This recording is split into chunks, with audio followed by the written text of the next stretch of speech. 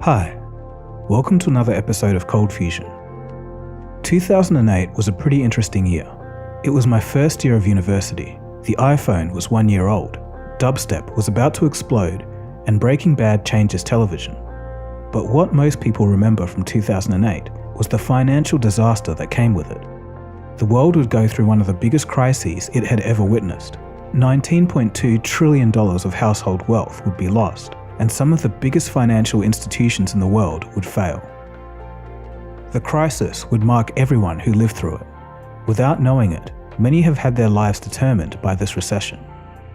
From the backlash against globalization to the erosion of trust in governments, financial institutions, and each other, it can all be traced back to this point in time. Since the recession, less people are having kids, and it's been harder to get by. And I'm even talking before COVID. The 2008 crisis was the death of the real economy.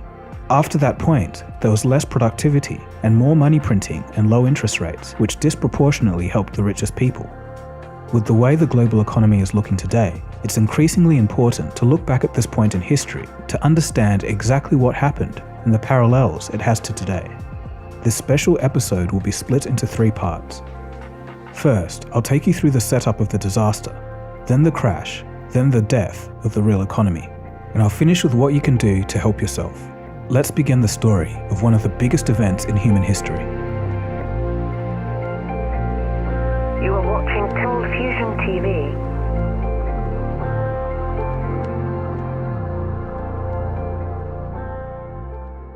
To get the full picture, we need to go back to America in 1995. During this year, the fight was on to help low-income earners. The US government passed laws to decrease discrimination against poorer home borrowers.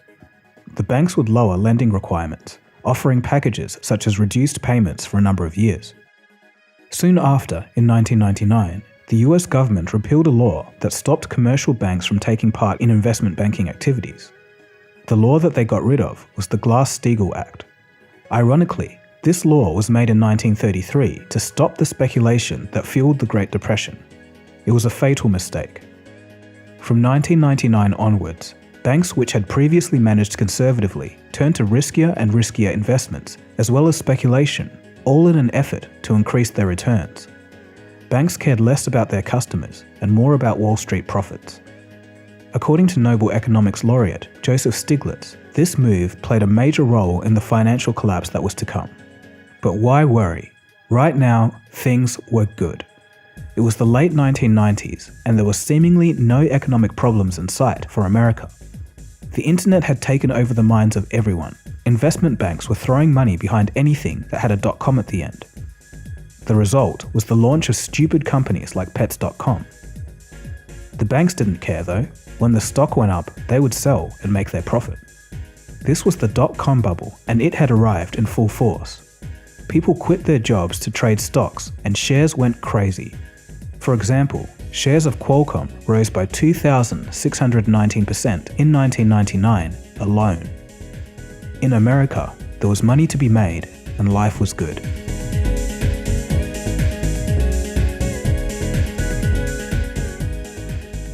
But something started to happen. Soon investors realized that these internet companies had no cash flow and couldn't actually make any money. And by March 2000, it all came crashing down. The next year, the September 11th attacks would occur, followed by the Enron and WorldCom corporate accounting scandals. After these events, the public and the markets lost trust in the economy.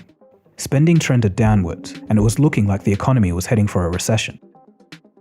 To avoid this, the Central Bank of the United States, the Federal Reserve, decided to lower interest rates down to 1%. The low interest rates would increase spending and recover confidence in the American economy. With a low 1% interest rate and no systemic problems in the real economy, the recovery was rapid and economic growth was ample. Eventually, speculation started to migrate from stocks into real estate. By 2003, everyone with a good credit score and a good job already owned a home. If you were in the business of giving out home loans, this was a bad sign. To save their profit margins, mortgage lenders relaxed credit scores to get more people in the door and increase profits. These were called subprime loans. As the money flowed in and time went on, the lending standards got lower and lower and lower. Soon there were mortgage deals that required no income, no job, and no assets.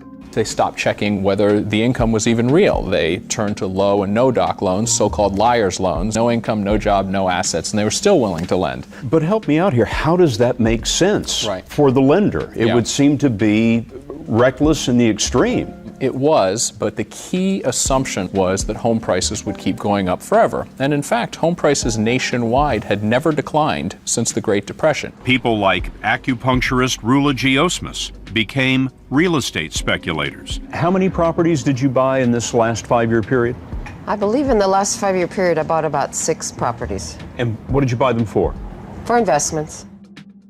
If a subprime customer defaulted, it was no problem. Just sell the house because it was going to go up in value, so you're going to still make a profit. So this next part is a bit in the weeds, but I need you to bear with me because it's crucial to the story. So Wall Street was looking at this situation and they saw an opportunity. You see, there were 2 groups of people that could be linked here. On the one side were the mortgage lenders, who were profiting from a newly found market. They wanted to get rid of these risky loans because they knew that these loans were junk and had a huge liability. On the other hand, you had institutional investors who were looking for ways to increase their returns. Since interest rates were low at 1%, high-yield products were off the table. The Wall Street banks had an idea, and they got to work offering the perfect high-yielding product, the mortgage-backed security. These were a bundle of individual mortgage debts sold as shares. These shares would give back the investors that bought them a safe, fixed income. Some rather devious bankers realized that they could use an old financial tool in combination with mortgage-backed securities to make unimaginable amounts of money. If they used this tool in the housing market, they could make tens of billions of dollars in just months. This tool was the CDO, collateralized debt obligation.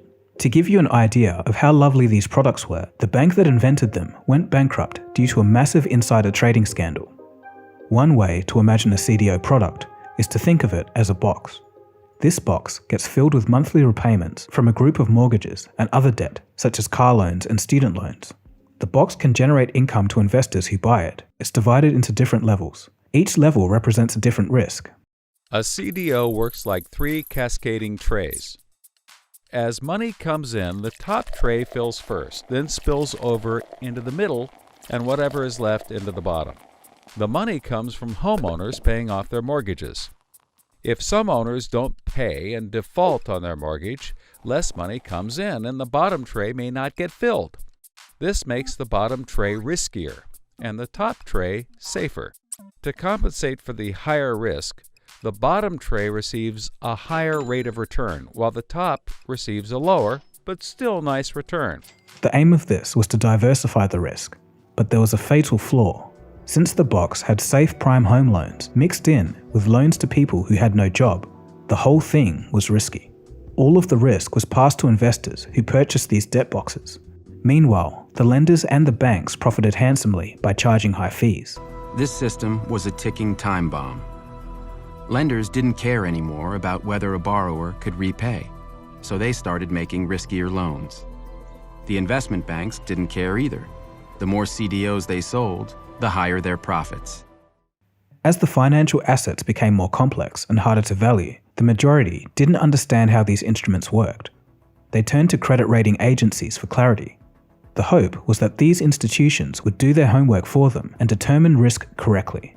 But as it goes, the rating agencies completely screwed up. They rated these debt boxes as AAA, the highest possible rating.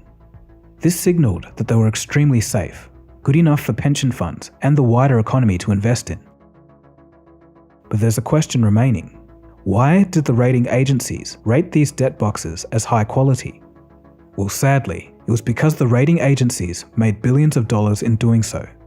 If a bank came to them asking to rate their box filled with junk, a rating agency would know that if they gave the product the true junk rating, the banks would just go to another rating agency down the road to get the AAA rating they desired.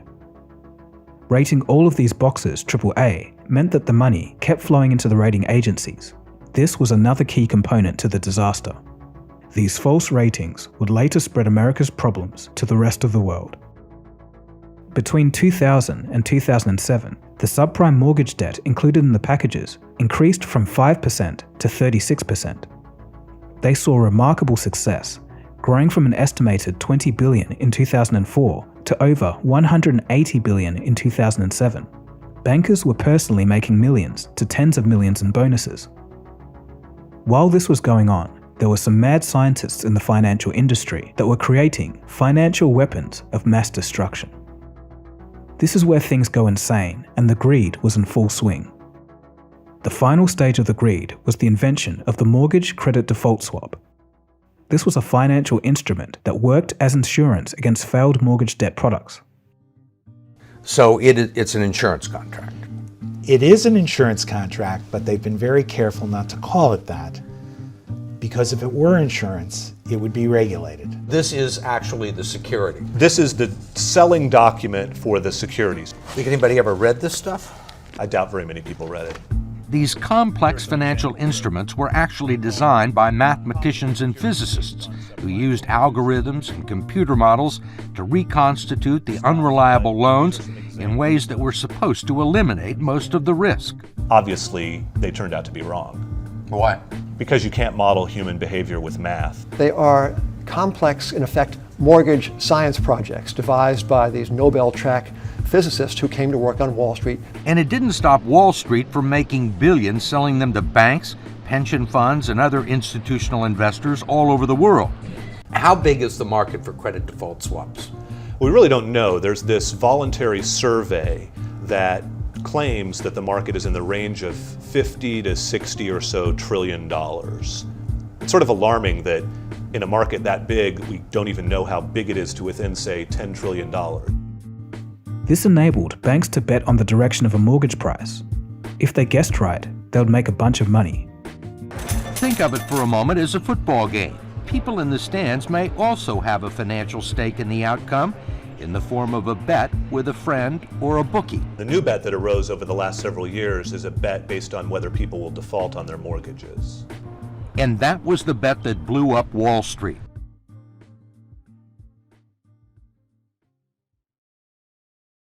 And crazier still, banks could bet on the outcome of the previous bet, and banks could bet on the bet of that bet. Because these are swaps, and technically not insurance, the banks didn't need any cash to back up their bets if they go bad. What could possibly go wrong? And it used to be illegal. It was very illegal 100 years ago because it had brought down the market in 1907. And they said, we're not going to let this happen again. And then 100 years later, in 2000, we rolled them all back. In retrospect, giving Wall Street immunity from state gambling laws and legalizing activity that had been banned for most of the 20th century should have given lawmakers pause. If it sounds meaningless, it basically is. These products created no value in the economy, but were making banks a whole bunch of money. Insurance companies, such as AIG, saw their profits soar. Financial engineering was running rampant, and there was no one supervising any of these products. In October 2004, the Securities and Exchange Commission, or SEC, bizarrely relaxed the liquidity requirements of 5 banks: Goldman Sachs, Merrill Lynch, Lehman Brothers, Bear Stearns, and Morgan Stanley. This lit the fire. The more the banks borrowed, the higher their leverage. The SEC somehow decided to let investment banks gamble a lot more. That was nuts. I don't know why they did that. From 2004 to 2007, these investment banks each significantly increased their financial leverage. This amplified gains, but also amplified losses. As they gambled more, these banks became extremely vulnerable to financial shocks. In 2007, they reported $4.1 trillion in debt. That was about 30% of US GDP at the time. The stage was now fully set for a moment that would shake the world. During 2004, as the US economy picked up pace, the US central bank started to increase interest rates. This would set off a chain reaction event because financial institutions had offered up many adjustable rate loans based on low rates. home buyers would enjoy these low rates for about 2 to 3 years. After this period, the rates would reset to align with the market interest rate. But when you combine rising rates with low-income subprime customers, it was a disaster. Home buyers went from paying little to no monthly interest payments to their payments suddenly snapping up to multiple times higher to meet the market. Many just couldn't pay up. But after 2, 3, or 5 years, those rates reset. They went up, and so did the monthly payment. So a mortgage of, say, $800 a month could easily jump to $1,500. By mid-2006, an increasing number of defaults caused home prices to fall. Homes were now worth less than their mortgage loans. Many homeowners stopped paying their mortgages and went into foreclosure. This is where the crisis starts gaining momentum. As more foreclosures occurred, home prices fell further, while demand kept decreasing as well. As 2007 got underway, nearly 1.3 million properties were foreclosed. There was a rumbling that something big was going on when the subprime specialist lender, New Century Financial, files for bankruptcy. Then, one subprime lender after another files for bankruptcy. By the end of 2007, 2.3 million homes had been foreclosed, and the subprime mortgage crisis was officially underway. The high default rates by the homeowners led to a rapid devaluation of the financially engineered products from before. Investors were now aware of the risks, and they were now trying to sell these toxic debt boxes at all costs. In March of 2007, Federal Reserve Chairman Ben Bernanke tries to calm the markets. He states, "The subprime loan issue is contained." He couldn't have been more wrong. Ironically, in October 2022, Ben Bernanke would win the Nobel Prize for Economics. You're about to see why this is so ironic. In August of 2007, a bombshell announcement rattles the market. France's BNP Paribas announces that there is no liquidity in the global market for mortgage-backed securities. In other words, nobody wants to buy the debt boxes anymore. They're essentially worthless. Other European banks follow with similar announcements. The real picture was becoming clear. The mortgage-backed securities that were supposed to be AAA and safe are in reality worthless. And even worse, they had spread through the global financial system undetected like a cancer. As a result of these shock announcements, there was a panic among financial firms and banks. Investors looked around and wanted to pull any funding that was thought to be vulnerable to mortgage losses. Financial institutions struggled to assess the values of their books. What they thought was worth trillions of dollars could actually be worth close to zero. The contagion continued to spread.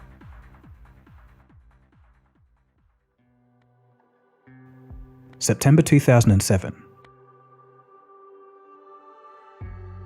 UK bank Northern Rock was also playing with high leverage and financially engineered products, and they have to be bailed out by the Bank of England. Investors then queued to take their money out. It was the first bank run in the UK since 1866. While all of this was going on, the Federal Reserve was still clueless. They forecasted that the slowdown would be mild, stating that there would still be 3% GDP growth. Come on, guys. March of 2008 sees Bear Stearns fall. Bear Stearns was a pillar of Wall Street dating back to 1923 and was the fifth largest investment bank. The firm carried a notional market value of $13.4 trillion. So how did this number get so high? This was because they were also being reckless and using very high leverage, which multiplied their losses. Bear Stearns bet big on the mortgage markets and lost. The markets have certainly gotten worse, but our liquidity position has not changed at all. Our balance sheet has not weakened at all. And yet 48 hours later, everything changes. This morning, Schwartz said that the firm's cash position had deteriorated sharply over the past day. Questions now being asked at this hour. Loss of $3.5 billion in market value today alone. They were bought by JP Morgan for $2 a share. Just earlier in the year, Bear Stearns was worth $170 per share. Global panic ensued, and it was at a fever pitch. Lehman Brothers, the fourth largest investment bank, is being looked at as the next to fall. It was also heavily exposed to the subprime mortgage financial products. Lehman CFO, Erin Callan, calmed investors by boasting of a profit of $489 million. The stock jumps 48% on the news. But all wasn't as it seems. A later 2010 report by the court examiner stated that Lehman executives regularly used accounting gimmicks at the end of each quarter to make their financials seem less shaky than they really were. In reality, their risky commercial real estate holdings were 30 times greater than their capital. Lehman Brothers were so highly leveraged that a 3 to 5% decline in real estate values would completely wipe out all of their capital. By June, Lehman Brothers reported a $2.6 billion loss, which no amount of accounting magic could hide. Their stock falls by 73%. Meanwhile, other banks such as Morgan Stanley and Goldman Sachs started betting against the mortgage securities, which they were still selling, and they would make hundreds of millions of dollars, while investors lost everything.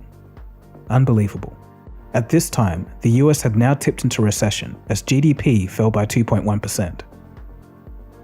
September 2008, the crisis begins to spin out of control, and Lehman Brothers collapses. This marks the largest US bankruptcy of all time. The US government said it won't bail out Lehman, which last week announced more than $3.9 billion in losses. Shares in Lehman Brothers have plummeted more than 80% in 2008 alone. Everybody in the West, at least, owns, a lot of people have got pensions, and these pensions invest in stock markets, and a lot of the shares are actually the shares of banks. And when bank shares get hammered, people's pensions get hammered, so everybody loses. Lehman Brothers is going bankrupt after talks to pull them back from the abyss collapsed. And financial markets from Asia to Europe are doing their utmost to prevent Monday from turning from dark to black. This is going to be one of the watershed days in financial markets history. It was a manic Monday in the financial markets. The Dow tumbled more than 500 points after two pillars of the street tumbled over the weekend. Lehman Brothers, a 158-year-old firm, filed for bankruptcy. I don't think anyone really expected a bank as big as Lehman to be in a position that it's in now. Brought down by bad mortgage investments, Lehman, which has 25,000 employees, will be liquidated. I'm starting to find another job. Meanwhile, Merrill Lynch, fearing it could be next, agreed in an act of desperation to a shotgun marriage with Bank of America. So in just 6 months, 3 of the 5 biggest independent firms on Wall Street have now disappeared. Bear Stearns, which collapsed last spring, Lehman Brothers, and Merrill Lynch. Treasury Secretary Henry Paulson tried to reassure... The banks were all scared, and they stopped lending to each other, and the financial system froze. Companies couldn't order parts, pay for staff, and businesses ground to a halt. And if nothing was done, planes would have to stop flying. We came as close as we have ever come in history to a total cardiac arrest, not just of the American economy, but the entire world economy. Meaning everybody's afraid to lend to everybody else. Credit simply freezes, and an economy, a modern economy, can't function that way? A modern economy can't function without credit for more than even a couple of hours, frankly, seconds. GE, the pillar of American manufacturing, was having a hard time getting short-term credit. So was Harvard University. Wage bills were not being paid. Knowing that something had to be done, the infamous bailout started. On September 16, 2008, the US Federal Reserve stepped in to buy AIG, the largest insurer in the US. While Lehman was just another bank, AIG presented a systemic risk to the entire financial system, or so they told us. It was an $85 billion loan, and this was the origin of the famous too big to fail argument. We're in an urgent situation, and the consequences will grow worse each day if we do not act. The US government gave the banks $700 billion to purchase toxic assets and bank shares to stop them from falling any lower. It did work, but the biggest banks just ended up being even larger after buying up all the other failing banks. The use of hundreds of billions of dollars of taxpayers' money to bail out these banks sparked complete outrage.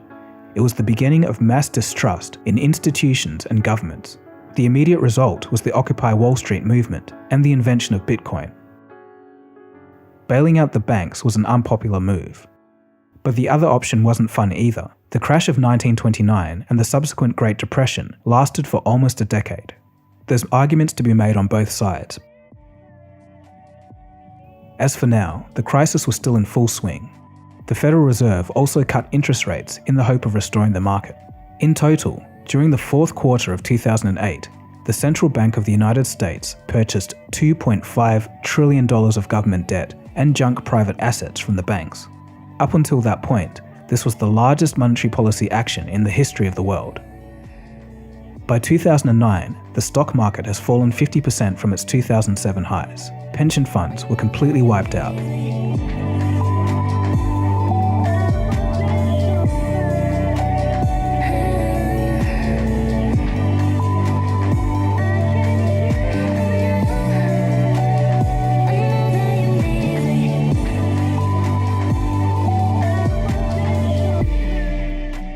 As we know, it wasn't just the US that suffered. Institutions and governments around the world owned American assets. In 2008, it became obvious that the crisis was going to have global repercussions. After the fall of Lehman Brothers, banks and corporations globally began to fail. In the UK, HBOS was taken over by Lloyds, and the UK government steps in to save its banking system. With lending markets drying up around the world, the central banks of the United States, European Union, Australia, Canada, and Japan coordinated injecting cash into debt markets for the first time since 9/11. November of 2008 sees the International Monetary Fund approve loans to stabilize Ukraine and Iceland. By December 2008, riots had broken out in Greece. Much of the day, the clashes were centered around the Greek parliament, one of the few buildings here being adequately protected. Iceland was hit particularly bad. Relative to the size of its economy, the systemic collapse was the largest experienced by any country in economic history. Some of the biggest banks in the nation became worthless, and their stock market fell by almost 80%. Here as elsewhere, the police are first to meet the anger and despair amongst the population. During the past weekends, thousands have taken to the streets to protest against their government and alleged corruption amongst bank managers. For the first time in history in this tiny nation, leading politicians and businessmen are now protected by armed guards. Landsbanki was one of 3 big Icelandic banks that had engaged in an uncontrolled loaning spree abroad. When the international credit crunch hit, they had accumulated loans worth 12 times the nation's GDP. When the banks defaulted, the state had to take over their debts, worth more than $60 billion. Unlike many countries, the people of Iceland actually chased out their bankers and jailed them. Meanwhile, in the United States, the top 5 Lehman executives walked away with $2 billion, and they got to keep the money. The rest of Europe was still hit hard, the results of which was the European debt crisis, a multi-year economic crisis that took place from 2009 until the end of the 2010s. Some member states, namely Portugal, Greece, Spain, and Ireland, were unable to repay or refinance their government debt. Until today, countries like Greece are still struggling to overcome their financial issues. On April 10, 2009, Time magazine declared, quote, "More quickly than it began, the banking crisis is over." But was it really? Problems still persisted. Wages and incomes continued to languish. The real economy was limping. People would be out of work for a few years to come, and by 2010, unemployment around the world had risen, hitting almost 10% in the United States and Europe. 6 million Americans lost their jobs, and 8 million lost their home. Oscar Munoz used to sell real estate. Now his company clears out foreclosed homes. I wonder, do you ever come to houses where the people are still here? Absolutely. That's really a sad situation. I'd rather not meet the people. Why not? It's not easy to come in and move a family out. It's just our job to do it for the bank. It's just the nature of what's going on in the market right now.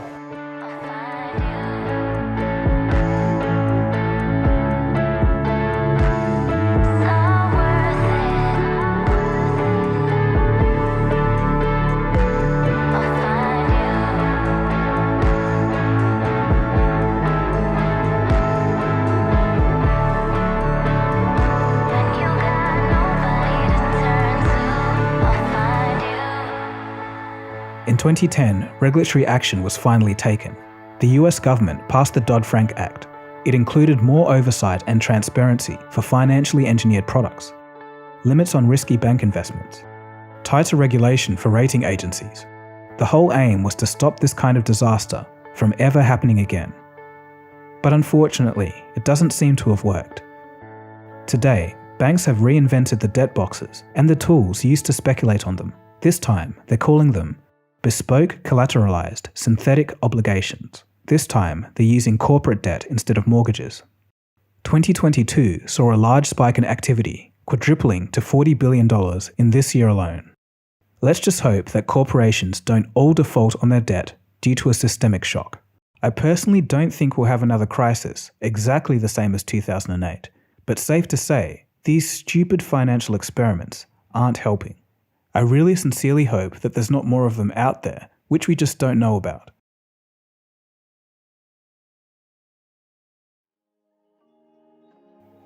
So what happened next? What scars did such a disaster leave on the economy?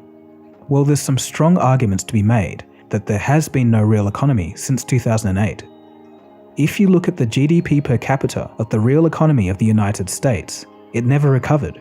It has been below trend since 2008. If you're in your late 30s onwards, this is probably why it felt harder for the average person to get ahead since the crash. In the United States alone, it's projected that an adult that lived through the crash has lost about $70,000 in lifetime earnings. Younger people were less affected, but less employment opportunities still set them back. For the first time, a whole generation would be poorer than their parents. It's not uncommon for younger people to live paycheck to paycheck, funding their lives with buy now, pay later debt. Subsequently, the fertility rates around the world have decreased significantly after 2008. There may be other explanations for the phenomenon, but the charts are clear. A financial disaster would certainly impact the way families would plan for their future. After the 2008 crisis, central banks gained more power. They set interest rates low for so long that the stock market and eventually the whole financial system adjusted and settled around this state. Low interest rates meant cheap money. People, companies, and governments borrowed money with virtually no interest. Investments turned risky and excessive debt distorted many markets. By the mid-2010s, these conditions had become the scaffolding for the whole financial system. Growth became dependent on central banks keeping these conditions the same. Wealth inequality exploded as those closest to the financial industry got extremely rich, while the rest of the general populace stayed the same. By the late 2010s, many economic commentators were referring to this as the everything bubble.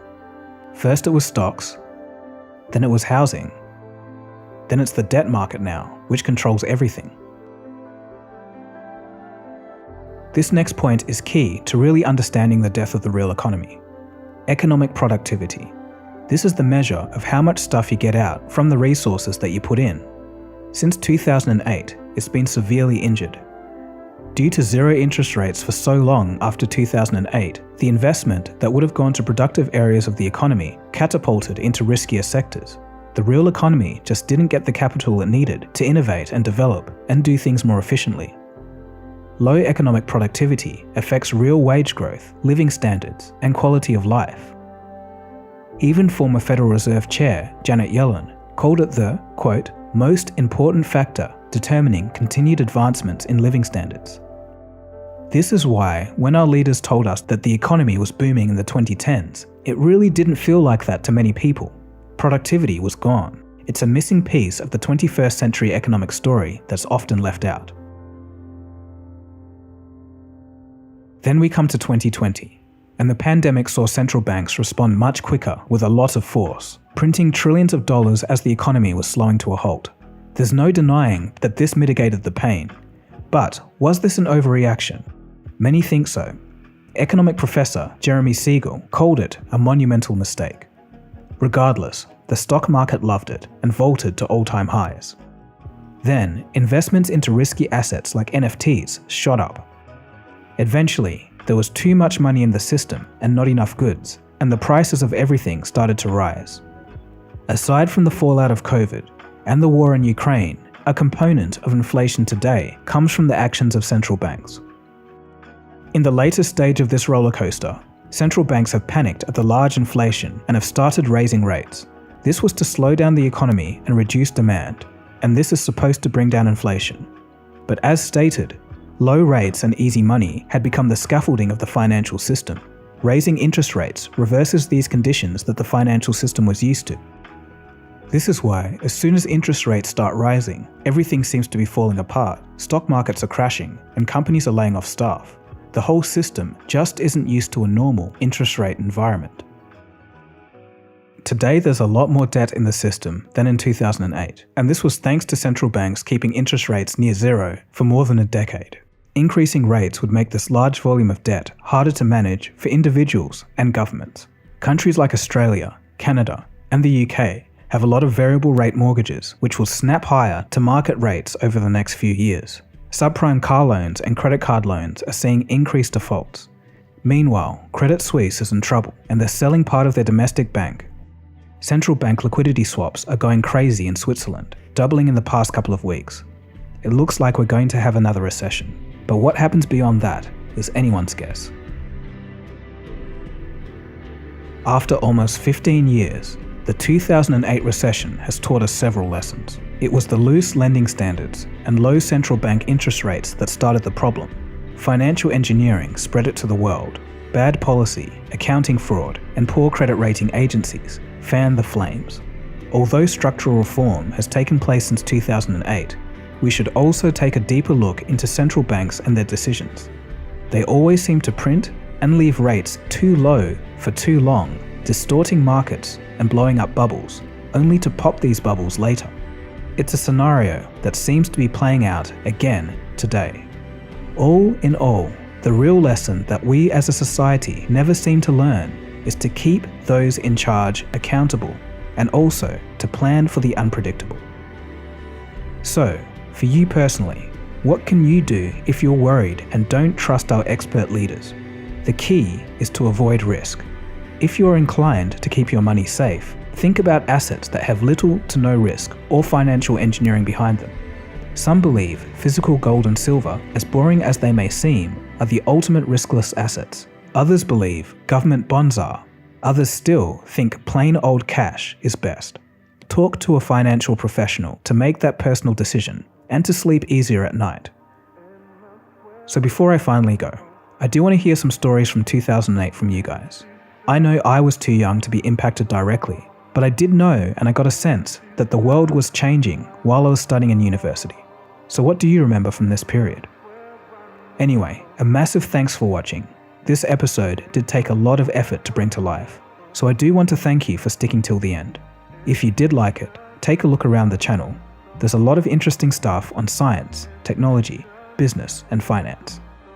In the next episode, we'll move away from finance for a second and take a look at an interesting story. Did you know that apart from Steve Jobs and Steve Wozniak, Apple had a third co-founder, and he sold 10% of his Apple shares for a measly $800 in 1976? Well, I'll see you next time in that episode. My name is Dagogo, and you've been watching Cold Fusion. Cheers, guys. Have a good one.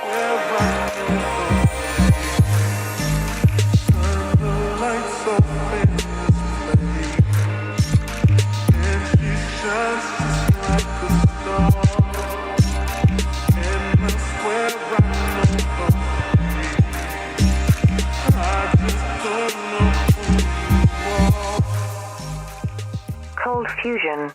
It's new thinking.